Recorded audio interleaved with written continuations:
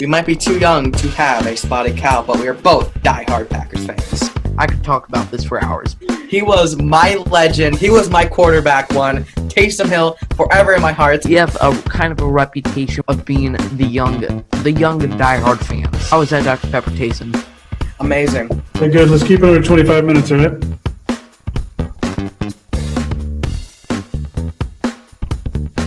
Welcome back to the Underage Packers podcast. This is episode number 79. I need to check that down more because we always have it in our mind. I have at least what I think the episode is, and then I'm wrong, even though I write it down in the script and make sure of it. But episode 79, I was correct. We are here. We are only doing one episode this week due to the quick turnaround after the Monday night game. We're going to be taking a look back at the Lions game and then ahead to the scary 49ers this Sunday night. Joining me, as always, is my co-host, the Youper, Big B. How are you feeling today? Feeling great after a great Packers win. Yes, yeah. Much better than last week, I would assume. Yes. I got my Dr. Pepper. We have the new addition to the studio making its debut, the Dr. Pepper sign. So I'm glad to be here. We are joined today by a guest from NBC26. One of the many faces you probably see covering the Packers there is Chancellor Johnson. Chancellor, thank you for your time. Hey, thanks guys for having me on the show. I'm super excited. You know, I've enjoyed the impersonations since I've gotten here. I love those. But I think you guys do some great work, so I'm excited to be on. Thank you, man. So we're going to be talking, like I mentioned, about the Lions game and the 49ers. We won't be given a certain former tight end that Big B got in a little bit of a argument with on Twitter last night. I saw you DM me that message that he sent you. So, and then I was like, I'm just going to bed. I'll let Big B deal with that mess. I'm not in the mood to get in a fight with you, Michael. Hey, I wasn't either, but he replied to me at like 12 o'clock. So I had to show him what's up. When he comes calling, So, we won't be giving too much screen time to that, but let's talk here a little bit about this Lions game. There was another thing that I wanted to mention. So Chancellor, is this your when did you first get here in NB26 in Green Bay covering the Packers? Was last year your first year? Yeah, so I'm going on 2 years now, just about. This is my third season. So last year was my first full one. It's been a little different with COVID, but it's been pretty cool, man, to get here and have an opportunity to cover a team that's went to back-to-back NFC championships. So this time around, I'm hoping I get to cover a Super Bowl as well. Yeah, third time's the charm. So was it? How much of a shock was that this past Sunday to see a full Lambeau? It was really cool because last year it was awkward. For the people who haven't gotten a chance to, who didn't get a chance to go last year because of COVID. It was weird. It was eerie. Like you could hear, like we're all the way up in the press box, which is super high up in Lambeau, and you could literally hear guys yelling like on the sideline. You hear calls like that. Wow. And it was kind of eerie, and then came playoff time, a little bit more, some fans, which was just nice to see some of that. But to have a full Lambeau was great. The flyover, the roll the barrel, the chants, all that good stuff. It was really awesome. And plus, you put that on top of a pretty good performance, specifically in the second half. It was pretty fun to watch. Sure. So I gotta ask you because I just went up to Green Bay for a week, this training camp, and it was probably my longest time staying in Green Bay for a vacation. I was actually able to go out, branch out, try some different restaurants. So I got to know, maybe you're not a cheese curd guy, but the best place for cheese curds and the best place for burgers in Green Bay. All right, so for me, I would say cheese curd wise, it's a spot in downtown Green Bay. It's called Al's Hamburgers. I think they have some of the best cheese curds that I've had here. I would say they're 1, and 2 would be 1919 within Lambeau. I think that's pretty high up there on most people's list. But those are 1 and 2. And then from there, it's kind of a drop off. Like I've had different stuff here and there, but like once you've had either Al's or 1919, that's kind of that's the bar. Yeah. And some of these certain spots aren't meeting it. And so, but with that being said, so now when I kind of go out, I like to go to those 2 spots. As far as burgers go, I'm from Houston, so I didn't realize, like, for us in Texas, Whataburger is king. That's the fast food restaurant for us there. I got hip to Culver's once I got down up here to Wisconsin, and I'm a Of fan. course, I'm that's a the best fan. way to assimilate to the culture. Oh, of course. I'm a big fan. I actually go probably like once a week. I think their But yeah, burgers. same me too. Yeah, I think their burgers. They probably have some of the best burgers I've seen from a fast food joint. Yeah. And then I'm really high on their strawberry cooler. I think it was a summertime thing, but it is so fire. If you guys haven't had that, go try that. But Culver's another spot that their cheese curds don't live up to it. But it's No. okay. The burgers are so I mean- good that I forgive them for that. Yeah, I mean, for what it is, fast food cheese curds, they're much better than Dairy Queen. I don't know. It is a monstrosity to call whatever piece of crap Dairy Queen is calling cheese curds. I don't understand that. I'm so glad I'm not alone on that either. What? I'm so glad I'm not alone on that. Oh, I yeah. They're garbage too. Anybody who thinks Dairy Queen cheese curds are good needs to make a trip up to Green Bay and try the real stuff. Now to the less important stuff, the Packers. So the Lions game here, Packers win 35-17. Let's see, guys. What was your main takeaway from the game, Big B? All right. Kevin King is not good, and we need to start Eric Stokes. Okay. I mean, like, I enjoyed watching Kevin King in the slot. I thought he played a lot better than outside, but I don't know, like, I think maybe that was like opponent-wise why they put him in the slot. Because I don't really trust him with like a Scotty Miller, you know. And Stokes had a very nice game. Had, I think, 4 passes defended. So I think it's time to make that change. Yeah, I liked your blunt answer there. I mean, you do that a lot. You're like, I'm not even. You gave an explanation this time, but you were just like, I'm just gonna lay it out here. Kevin Keane is not good. Chancellor, what was your main takeaway from this game? Yeah, I think I would say the Packers' ability to bounce back, and that's something that we've seen since Matt LaFleur has taken over here in Green Bay. They're now 7-0 following a loss, and I think that speaks volumes because you can take a disappointing loss like that, like they had in the season opener where they got walloped.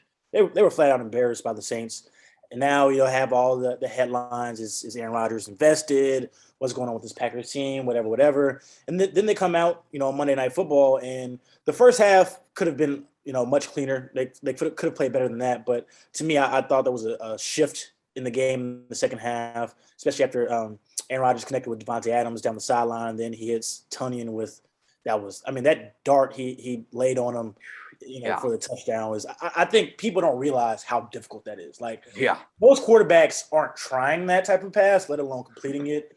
And the defense, they were able to finally get a couple turnovers in the second half as well. Granted, it's Lions team that, is still, trying to kind of figure themselves out, brand new quarterback, brand new coach, and things of that nature. But I think it's important that the Packers did bounce back, and you want to see that for a team that has championship aspirations.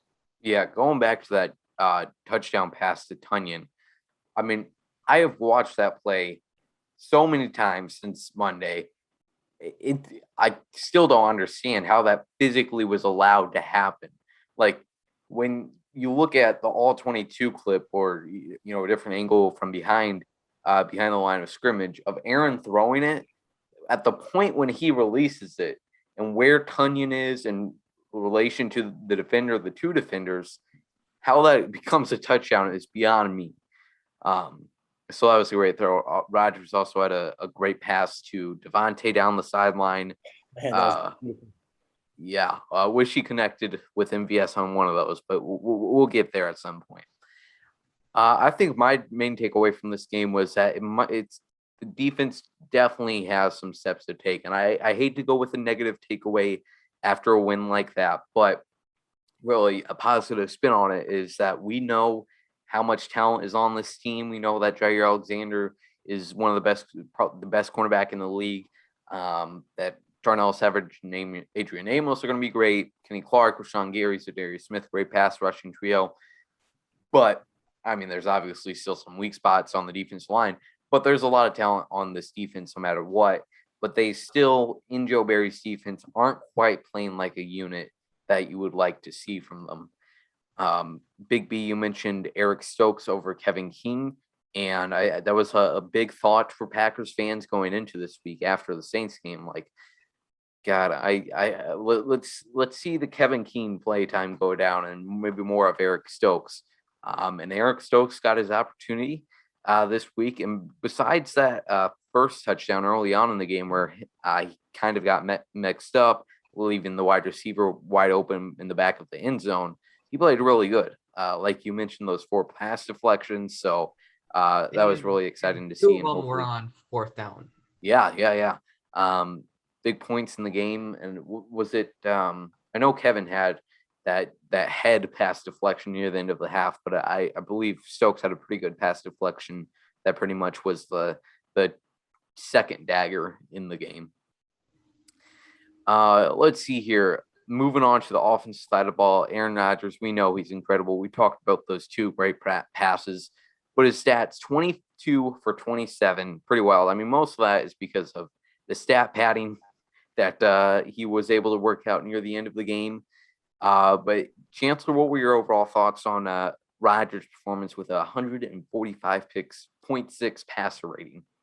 Yeah, I thought Rodgers, obviously there was nowhere else up besides up for Aaron Rodgers after that season opening loss to the Saints there. I think we saw Rodgers kind of get into his bag, which we've seen before, as we talked about some of those ridiculous passes, whether it was the ones to Devontae where he just absolutely dropped it in the bucket. Then to the one to Tane as well too. He looked a lot more comfortable this time around.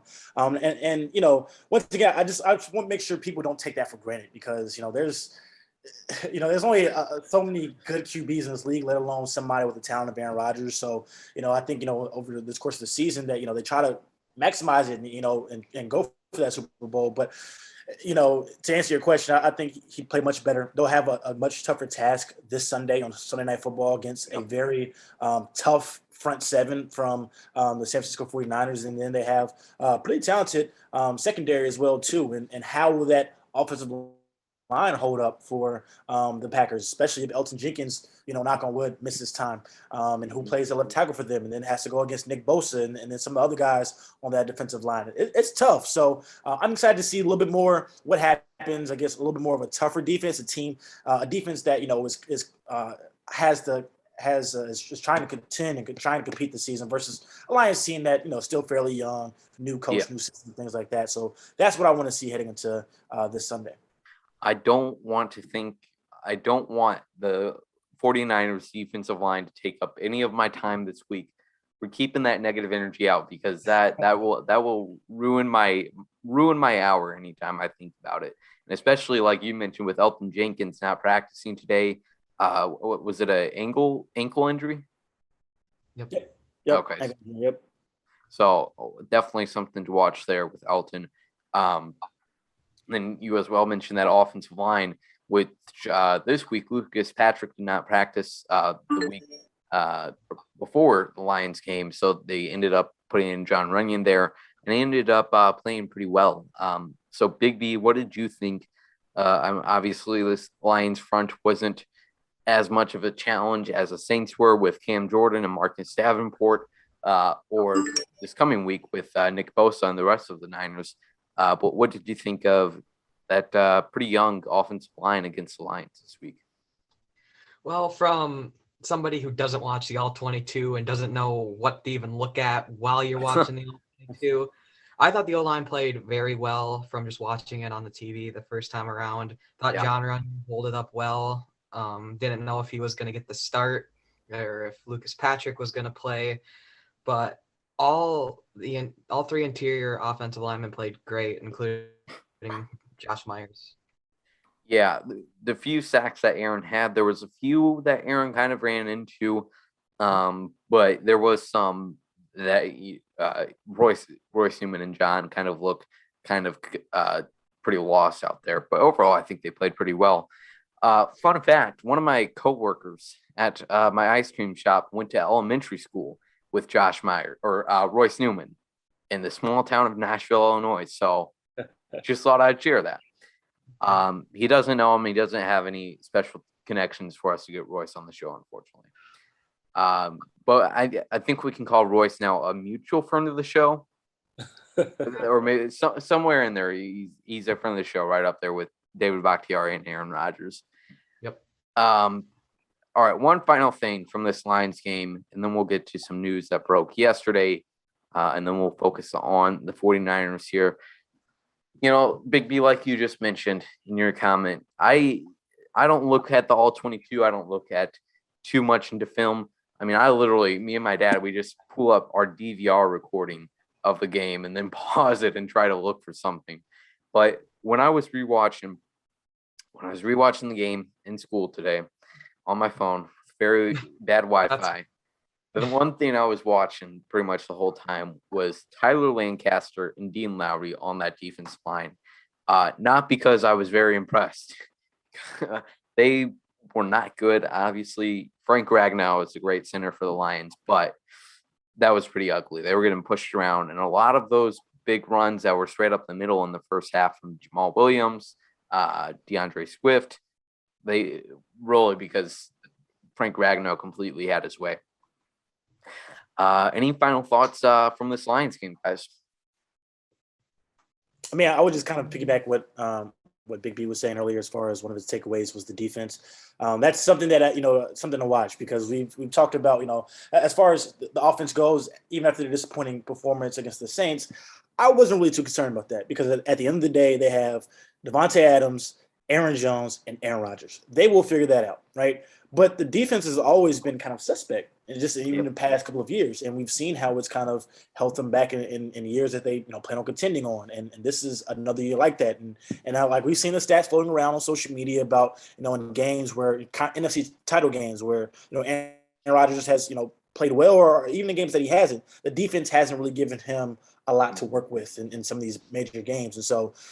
You want to see them figure it out, because if not, when you talk about, they always say, look, defense wins championships. We saw with the Bucks, where Tom Brady, wasn't at his best. He didn't look like the GOAT all of last season, but their defense was phenomenal. We saw that how they were able to handle Kansas City, how they were able to handle Green Bay in the regular season as well too. So, in order for the Packers to reach their full potential, the defense has to be at least respectable. And right now, 38 points to the Saints, that's not getting it done. And then 17 points, from the Lions, it could certainly be better, but they had their way, for the majority of the first half of the game, especially we saw the opening drive after we heard Joe Barry say, hey, our guys will be better this week. So the very first drive of the game, they marched right down the field and scored a touchdown like it's nothing. So, they have some ways to work on that one on the defensive side for sure. Yeah, I think the Packers offense is going to have to be, obviously, if the defense keeps on playing like this, they're probably going to have to score 40 points a game, especially against teams like the 49ers or a high centered offense team like the Cardinals.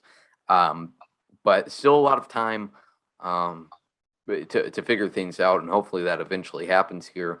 And then a full healthy Zadarius Smith coming back in a few weeks adds a lot to it as well. All right, there's that Lions game. We're ready to put it. Well, we don't need to put it in review mirror. Get a poster, frame it, and now it's time to focus on the San Francisco 49ers. Before we focus on the 49ers, Jay Sternberger waived former third-round draft pick. A lot of people saw it coming even before he was suspended, and now his time to Green Bay has come to an end. Doesn't look like he wasn't claimed on waivers, and as our friend Norm, he had his inside sources today. Norm was confirming that there was no chance that Jace comes back to Green Bay, or we won't say that Norm was confirming that, but he heard from somebody that there's no chance Chase is coming back to Green Bay. All right, now finally to the 49ers. We talked about Elgton Jenkins and his ankle injury and how horrific that would be, even with Elgton Jenkins in a David Bakhtiari-less Packers offensive line against Nick Bosa, Dee Ford, and all of the other very scary pass rushers that have given the Packers trouble. Is nightmare fuel for Packers fans, and it should be for Matt LaFleur as well. Big B, I mean, how do you think, what should be the game plan for the Packers? Because they're obviously not going to be able to completely put up a brick wall against 49ers defensive line. But what do you think should be kind of the game plan? What should they stick to in this game? Run the ball with A.J. Dillon, have AJ Dillon run through some people, Mm-hmm. and hopefully that will work. Yeah, just get something in the run game established. Just something. I mean, I'm not an NFL coach. I couldn't tell you a game plan against these great players. If I could, then I wouldn't be sitting here doing this podcast. But then on the offense side, they have plenty of weapons. Obviously, D Ford on the Niners defense as well. But Chancellor, what do you think is the 49ers' biggest threat on offense?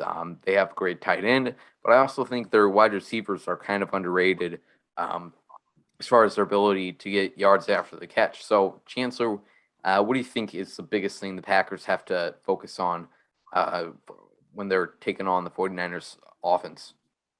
Yeah, I would say the biggest thing, and Matt LaFleur touched on earlier, is that run game because they have some injuries. Whether it's Raheem Mostert, who's now out for the season, or some of the other backup guys. They had Trey Sermon, who's been their rookie running back from Ohio State. He's been dealing with some injuries as well too. But Elijah Mitchell stepped in and he did well in the first week of the season, and it's kind of just like how Kyle Shanahan has been since he's taken over there. It is truly next man up, specifically in that backfield. And they find ways to carve you up. And then when they have the run game going, that opens up things for Jimmy Garoppolo and Deebo Samuel and Brandon Ayuk, kind of on the outside as well too. So stopping the run will be one of the biggest priorities for the Packers. And you touched on that earlier how Dean Lowry, and some of the other guys up front weren't able to do that, specifically in the first half with the Lions. And then Detroit had to, they weren't able to run the ball as much because they were down and kind of trailing and had to kind of push the ball down the field. But that's one thing that I'll be looking for is, can the Packers contain the rushing attack from the 49ers? We saw the NFC Championship game. That was a couple years ago, but there's quite a few players who still remain from there, right? It's obviously a new system, but I mean, the 49ers had their way with them, 2 years ago in the NFC Championship, and last year was a little bit different. Obviously, a different quarterback, was a backup quarterback there at the time, but now Jimmy Garoppolo is back. They kind of have their offense the way they want it, and the rushing attack is as potent as ever. So I'll be looking to see, who steps up for the Packers on the run defense.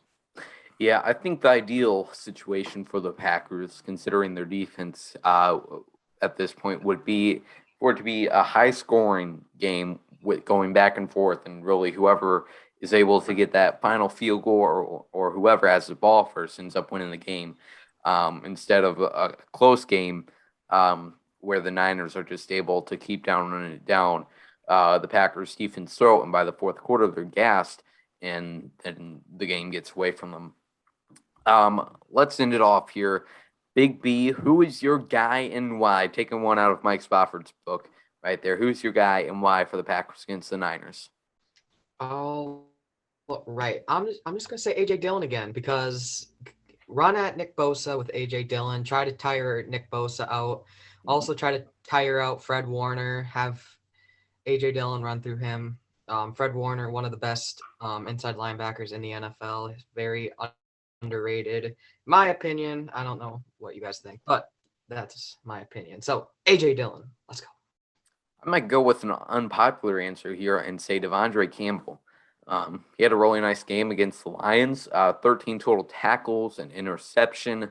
That was really forced by Jonathan Garvin, one of my favorites, man, number 53 season. So it'll be a key in both stopping the pass and running game, especially with only a second-year player in Chris Barnes, the only other player at inside backer. So I'm putting a lot of faith in Devondre Campbell, and I hope he can make some key plays in this game. Chancellor, who's your key guy in this one? Yeah, I'll go with MVS. I think when you look back to the preseason, we heard all of us talk about how MVS is taking the next step, how much better he's gotten, and it's not that I doubt that or anything like that. We just haven't seen it so far in the regular season, and that's not necessarily his fault. Aaron Rodgers talked about how last week, he feels bad, because he was 22 or 27 in that game, and most of his incompletions came trying to hit a wide open MVS, and when he's on, this offense is really hard to stop. If you're having a hard time stopping the run game and with Aaron Jones, that was with the play action, and then the safeties are inside the box, and that leaves one-on-one opportunities for MVS to make plays and use his speed there. So I think if he can help take the top off for the Packers in this game and have that breakout game, for lack of a better word, and in week 3, I think that can really help the Packers, not just in this game, but moving forward as he serves as a big threat. And then, it'll be tougher. It'll open up things for Devontae Adams as well, too, who's seen a lot of double coverage. And, we know that he can get open still, but if MVS can open up things, with his speed down the field and Aaron Rodgers is able to connect, get some of those big splash plays, I think it'll really open up this offense a lot. Yeah, so far, obviously, so far it's only 2 weeks and really only one because the offense completely shut down. In the first one, the passing game has really run through exclusively Devontae Adams, Aaron Jones, and Robert Tonyan. Even Allen Lazard isn't getting too many opportunities. So we'll have to see how that offense and passing game opens up this next week against a really tough defense in San Francisco. I think that's all we got for you today. Guys, any final things you want to add? I need to see Chancellor hit the Jamal Williams dance. I've been getting killed for that. It was taken out of context, right? Especially like the loop that's been on Twitter. It's all your good. friend Matt. Yeah, is that's wrong my there. guy. But we were talking about Jamal Williams in the show, so the swag guy. He's all in the hips. You got to raise both arms. It's all in the hips. It's a little hip action there. So, I know this is a family-friendly show, and I don't want to give too much away. But yeah, no, it's always fun. We like to have a good time over here. All right. Say hi to Rachel and all of our friends there at the office. And thanks for joining us today, Chancellor. Thanks, guys, for having me. No problem. Me and Big B will have content all the way up till Sunday. I'll have to miss the first hour of that 49ers game. So hopefully by the time I get back and I'm able to watch, I can just relax and enjoy the Packers up by 40 points. But that's all we got for you today. Make sure you subscribe to this YouTube channel. Follow us on all the social medias. Any places you want to shout out, Chancellor? Any socials? Hey, yeah. You can follow me on Twitter at Chancellor TV. And actually, the game is on our network, NBC26, if you're here in Green Bay. We have a pregame special. We'll have some exclusive interviews and things like that. So it'll be fun. And we'll have postgame coverage if you're listening and watching from the Green Bay viewing area. Should be a fun game on Sunday. Packers versus 49ers. Always a fun one, especially when you go on the West Coast.